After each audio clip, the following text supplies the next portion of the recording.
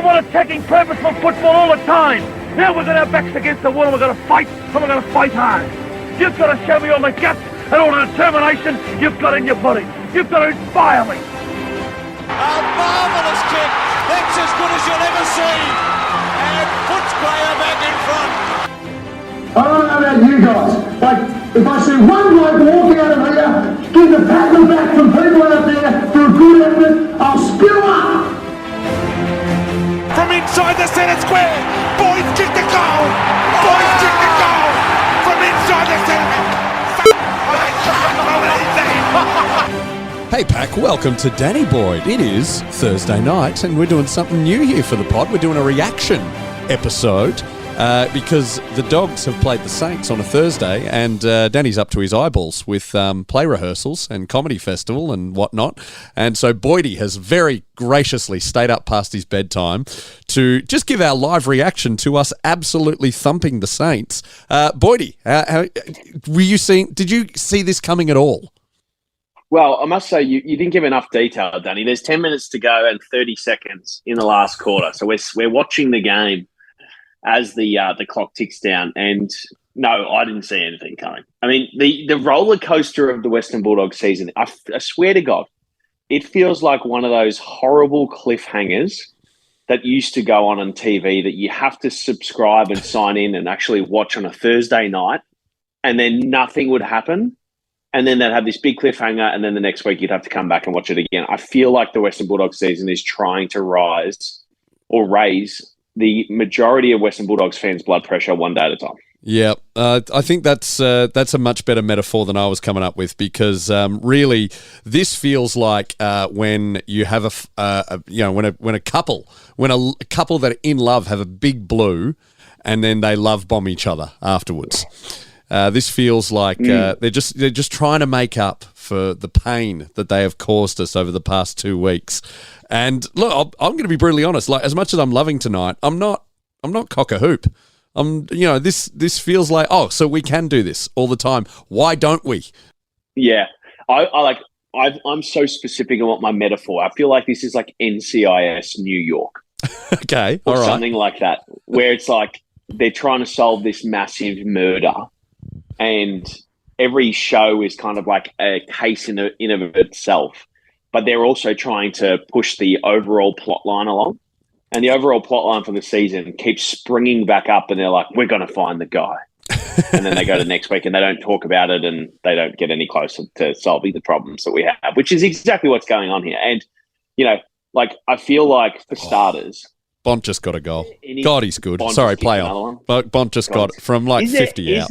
Is there anything worse than watching Ross Lyon teams? They are, could say paint dry. Right? Yeah, no, there is paint dry doesn't spit needles into your eyes whilst you're watching it. I'll tell you, there's something worse than watching Ross Lyon teams. Watching Ross Lyon teams when you can't beat them. I'm thinking 2009, 2010, when they used to always just get up over us. It was terrible. But look, hey, tonight's been, it's been great, and congratulations to the Footscray Football Club. We have won the Zane Cordy Cup. Let's go! It's such a massive night. Zane Cordy Cup, obviously a hero of both clubs. Actually, let's diverge into an actually interesting story whilst we're winning by currently 71 points by my quick maths. Good. So I was lucky enough tonight to go out and do a session in conjunction with the Western Bulldogs Community Foundation and Gen West with the Point Cook Footy Club. And who's the Point Cook Footy Club senior coach? It is friend of the show, Clay Smith, yes. Premiership hero. And this is how far Clay has fallen from the Western Bulldogs tree. I walk into this ground. It is Thursday night training before a massive game against Altona on the weekend. And I'm trying to find him. Where is he? Is he out there having a kick with the boys? And I hear his voice, but I can't see him until I spot an ex-Bulldogs hero sitting in a director's chair, coaching from the sideline, sitting down. And I was like, what the fuck are you doing? You can't even blame it. My legs are cooked. Oh, no, he's doing heavyweight boxing. I don't know what weight division he is, but he's fighting still. He can't blame that on being unfit. He's in tip-top notch. Oh, mate, it made me laugh to no end. And I got up there and presented for 15 minutes or something. And I said two things. I said, firstly, I can't imagine this year's going to go any good because your coach seems to think that sitting down on the job's an effective way of coaching. That you can't win any games doing that. And the second thing was we were talking about at the end, or I was talking about how I found out that Clay was a coach on the way over there. And I was sitting there and the first thought that I had was, geez, it's going to be good to see Clay. Like, I haven't seen him in a while. Been seeing all this great stuff that he's been doing. And then the second thought was, how is Clay a senior coach? He never listened to any of the coaches we had ever. In fact, it was kind of like his catch cry was that he did the opposite of what every coach said, but every coach loved him because he put his head over the ball and played with 150% and literally wore his heart on his sleeve. Oh, it's funny. Tell you what, it's funny. How are Point Cook going as the official, Western Division League team of Danny Boyd? How are they going this year? Well, firstly, maybe we should allegedly add allegedly, and you can say whatever you want. Allegedly, it's not legally binding, but sure. Blatantly ripped the Western Bulldogs bulldog for Point Cook. It is the exact same thing that they've pinched. That happens all the time, though. Norrie Warren Magpies. That's just the Collingwood logo. It is to the point where you could confuse a Point Cook's Bulldogs hat for a Western Bulldogs hat. No drums. I mean, it is the spitting image. It's surely half the reason they do that, just so they can sell some merch, and it's probably cheaper than going to the Bulldog shop, which of course you should do. Go to the Bulldog shop, support the club, all of that. Yeah. Yeah. All right. The other thing is, you got something else? Bulldogs' brilliance. Yeah, the Bulldogs' brilliance is filtered through to Point Cook because when Clay arrived, they'd finished second bottom, he told me. And last year, they just lost the grand final. So, not bad. He's having an immediate impact, the big fella. All right. Well, that is good news. All right. Let's talk about our Bulldogs, the Footscray Football Club.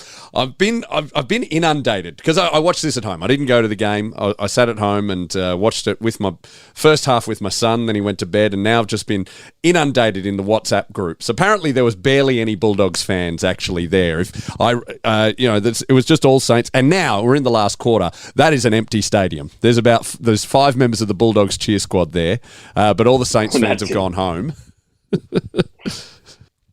But it is grim viewing, really grim viewing. Looking at the crowd there. Yeah, it's not as bad as like a North Melbourne, but it's all right. But anyway, look, everyone has played well. Buku has played one of the best games I've ever seen him play. Garcia's been amazing. Bailey Dale, 3 Brownlow votes for him. I think McRae has answered a lot of his critics. Norton's, of course, kicked, what's he on, 6 or 7 at this point? I think just 6.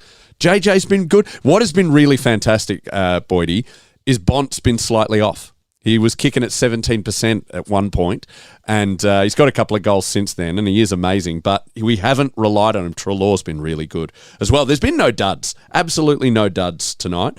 Rory Lobb's been really good. I feel sorry for Jamara. How's he going to get back into the team?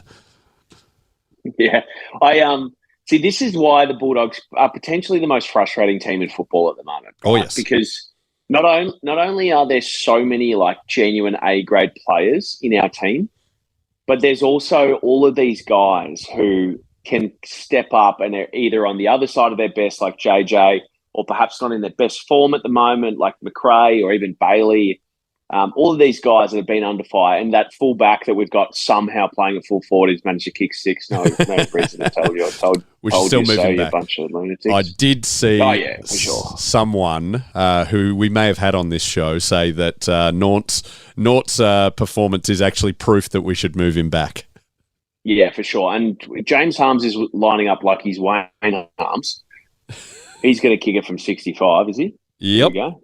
Straight through. Oh, no, it's He's not made the flushed it. distance. Nah, all right. Fair enough.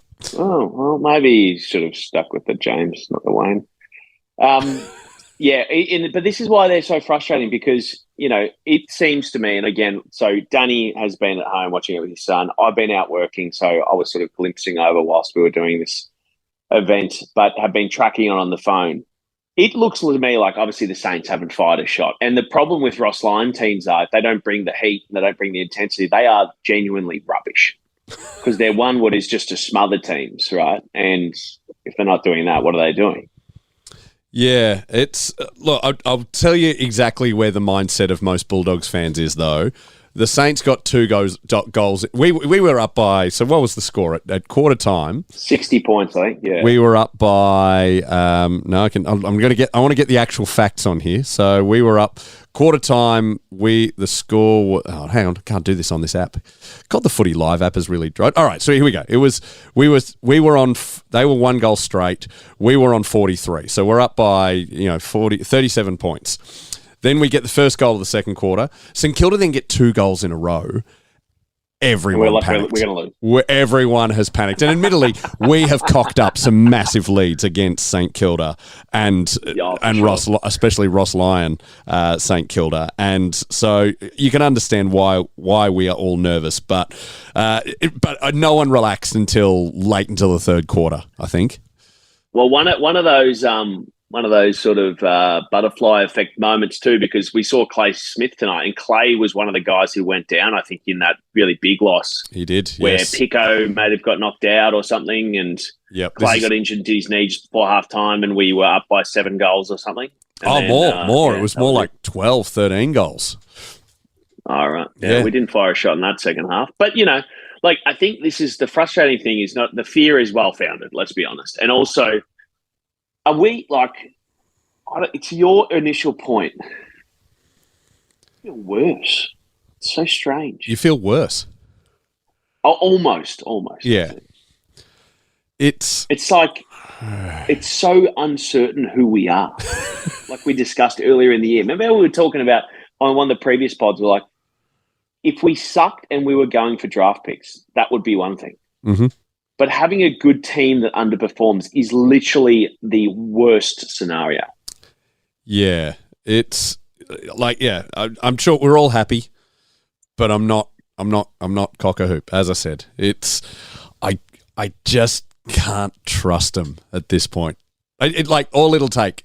I feel like St Kilda have just got 2 goals. Even though we're winning this convincingly, all it takes is 2 goals and everything's shattered. What is it going to take, do you reckon, for us all to feel a little bit better? My thoughts are round 6 this round. This is round 6, yep. Played 2 good ones, 4 rubbish ones. Ish. It's not perfect, no. Well, we're 3 and 3. Another good one now. No, we're 3 and 3. So we beat Gold Coast, we beat West Coast, and we have beaten the Saints now. We've only had one. Oh, look, against Essendon, we weren't as bad as. Look, admittedly, I didn't watch the game. I was performing, but people have shown me the stats that if we kicked straight, we would have that thing of actual scoring versus predicted scoring. Yeah. It's a bunch of bullshit. Yeah, it probably is. Yeah. So, but if we, from that, we should have actually won it, even though they got more scoring shots. I mean, they were 15-6. It's hard to do anything with that. Anyway, English is lining up for probably the last goal of the game. 45 seconds to go. Set shot, 45-degree angle, and he's missed it to the left. Trade him. What a dud. But here's the thing, Danny. We almost beat Essendon. But in Essendon's defence, 4 of their teammates or 4 of their players had severe laxative issues after I poisoned their Uber Eats during the week, That's good. I think you need to be. I think you've done well for St Kilda. It's because you live near Zane Cordy. You've been able to nullify him. Is Cordy even playing? I haven't even. I don't think he is. I haven't seen him. No wonder they lost. So anyway, so to get us back to some semblance of trust, I feel like, so maybe my initial recount wasn't great, but it was basically 2, 3, and 1, right? The order of 2 wins, 3 losses, and then 1 win, right? Well, no, we lost the first. Oh no, we lost Melbourne. Lose, win, lose, win. And we could have beaten the Cats if the umpires weren't absolutely horrendous. So really, what we're saying is we've had 5 or 6 very up and down weeks, which means we need a month of good footy to feel better, right? Yep. So we definitely got North Melbourne coming up at some stage in the next 6 weeks, I think. That helps. Nope, not till 28th of June. 10 weeks away, that is. Jesus. We got All right, Freo. no gimmies then. Freo next week up over in Perth. That'll be tough. They're good too, right? They're very good. Then we got the Hawks. That should be an easy win. That's Sunday at Docklands, twilight, prime time. Then we got the Tigers. Oh, he kicked the goal after the siren. What a prick. Oh, so we only won by 10 goals. Sack the coach. Bevo's done. Oh, well. It's a sad day. It's a sad day. we needed those percentage points. You know how they always say that, like that with three or four rounds through the year, and a team's like about to run away with a big victory, and then they give up 3 or 4 easy goals, and they're like, "Oh, that might come back to bite them. They might need that percentage when it comes down to it." Well, you do run out of things to say if you're not a great commentator. By the way, Channel 7, Alistair Nicholson called the game tonight. I think he is really underrated as a commentator. And he did point out something interesting, Boydy, that I didn't know about, and I reckon you won't know this as well. Lucas Herbert, a live golfer, Big Dogs fan, was in at the club this week talking him through his short game and how he goes through the mental side of his putting and also the routine side. And look, hey, we kicked 19 goals, 10. Do you know what's going to shit you, Danny? Because I don't know much. But I read that this morning in the paper. Sam McClure put it out. Oh, there we go. That's all right. I didn't realise you were a boomer who still read the actual newspaper. The local coffee shop has it. I speed read it in whatever time that it takes for me to get 2 extra hot lattes and a baby chino. That's how long it takes me to read the paper. Extra hot lattes. Wow, I was joking. That was just a joke that you're a boomer, but that is extra hot latte. Yeah, because I've got to walk it back to the house. Okay. Yeah, all right. Yeah, so shut up, Baldy. I'm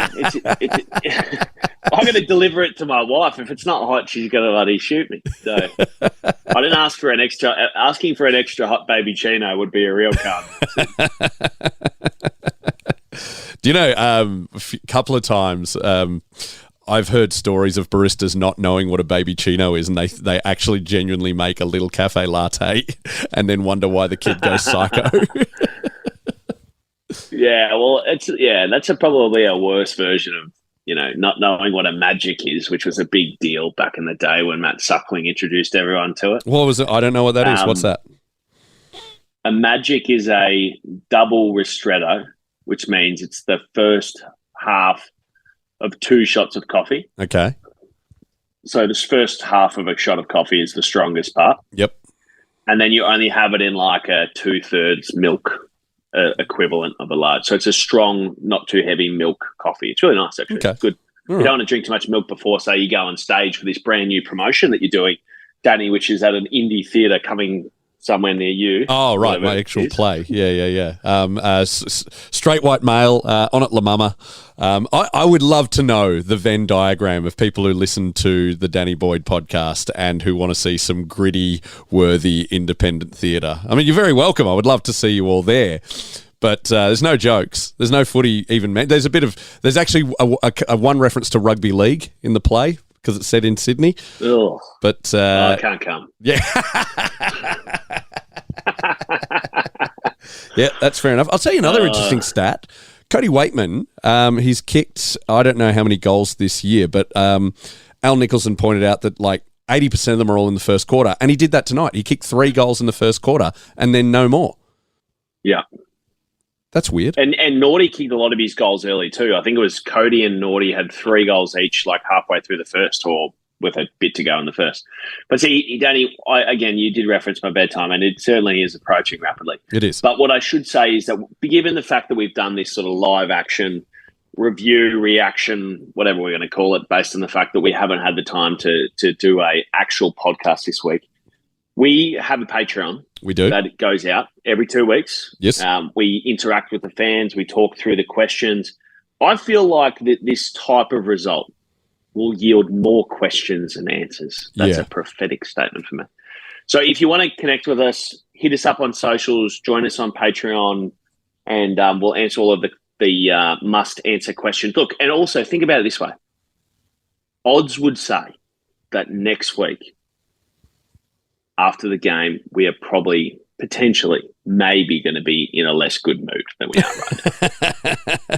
Well, it's So let's answer them while we're feeling fresh. yeah. We'll be recording that some point late in the week, probably Wednesday or Thursday, and let's just celebrate. Hey, we just had a 10-goal win with our backs against the wall. Season's back on. Things aren't that bad. Bevo's, been vindicated. Maybe he was right all along. Maybe this was all part of the plan. Got to remember, in 2007, which is the year I always put as the benchmark for just the year of where a team dominates with Geelong, they were something like 2-4 at this stage of 2007. They got done by the Kangas at Cardinia Park, and then the next week they went out, thumped the Tigers by almost 200, and the season was on, and then they went on to win the flag very easily. So look, maybe we're going to have a season like that. Maybe we're about to dominate all the way. I'll tell you what I think, Danny, which is an important factor in this whole Danny Boyd conversation. It is. We're currently 7th on the ladder. Yeah. Don't take into account not everyone's played as many games as we have. No one cares. Yep. And we are actually currently higher than Fremantle, who we're playing next week. And we may be the most underperforming team in the comp based on list capability to list performance, I would argue right now. Mm-hmm. And this is a moment in time where let's just pontificate. We're playing free over there, right? Yep. Say we snag a victory. Then we're playing the ghosts of Alistair Clarkson's past in Hawthorn. We're watching we're playing Sam Mitchell's little bullied orphan boys, yeah? Then we're playing the Nick Flostons. We've only got 5 nights off on weekends for the next 14 rounds because we can't get a primetime game, which is what he told me a couple of weeks ago. He goes, Tom, we've only got 6 days off that are weekends until round 14. I'm like, that's because you guys suck, mate. Yeah. I did this too. This is revenge. Grow up, mate. The equalisation measures in the AFL got nothing to do with the ladder. They're all to do with primetime viewing. Yep. And then we're going to go up against a very serious arch nemesis in Sydney. Sorry, in the Giants, and then Sydney at home. So you put it this way. Here's two scenarios. Next week, we should win the next 2. That puts us at 6-3. Mm-hmm. We lose next week. Probably we'll still win the next 2. That puts us in 5-4, which could mean that we're 5-6, potentially, which is not a catastrophic point of view, but a lot rides on us getting up next week, I think, for the back half of the year, because it gets pretty ugly when you've lost 6 games. You don't have a lot up your sleeve. Yeah. Yep. That's panic stations. Anyway, we did it. We did it. Sign up to the Patreon. Sign up to the Patreon. Let's just celebrate some awesome things. McRae ended up with 30 possessions, 5 clearances, 7 tackles, 12 score involvements. Bailey Dale, 39 possessions, 15 marks, 9 score involvements, 13 interception possessions. And I have been yelled at by a friend of the show, a guy called Chris, who wants me to make Garcia-Torre a thing. Once without Liver there, we have Garcia-Torre. End on this note, Danny. I think we all knew that those 2 boys that you mentioned at the start could play, and they're much likely, or more likely, I should say, to get more touches if they're not starting with a vest on. Yeah. And then I'll finally add to the point that the only difference in football between a good prediction and a bad prediction is how long you have for it to happen. And Aaron Norton, leave him forward, boys. Leave him forward. Yes, very true. Very true. And also, happy 50th to Laith Vandermeer, who had to come off concussion protocols, which is just the most Laith Vandermeer thing of all time. We love him. I'm glad he got a win for his 50th. And we'll see him in a couple of weeks. Yeah, shout out to Lathan with the most crazy dog in the south suburbs of Melbourne. Oh, what's its name? Scout, I think. All right, nice. Who buys a sheepdog in the middle of Melbourne? Honestly, Laith Vandermeer. Crazy people. Crazy people. Oh, mate, go Dogs! Go Dogs! Enjoy the win, fans. Thanks for listening to our. And if you want us to do more reaction pods, let us know. Talk to us. This is your pod as well. You're part of the family. And we'll see you next week for the Patreons, and in a couple of weeks for all you free to wear types. Go Dogs! Gave my childhood to that roar of the red, white and blue sea, and the knowledge that you had two loves, the Bulldog boys and me. 20 years on, I feel that longing hanging in September air.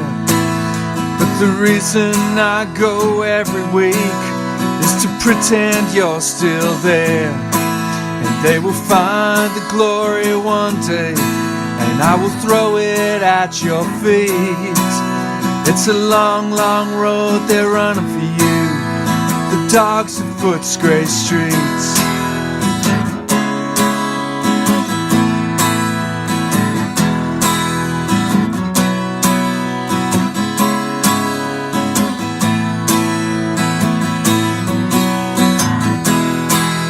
It's a long, long road they're running for you, the dogs of Footscray streets.